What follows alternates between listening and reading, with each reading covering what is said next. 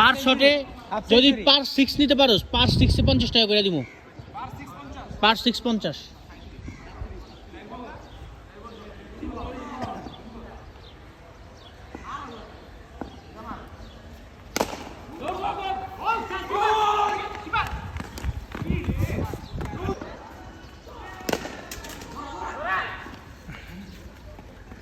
টাকা 2 4 টাকা হইছে।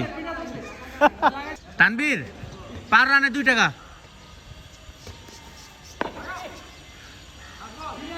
পার 6 50।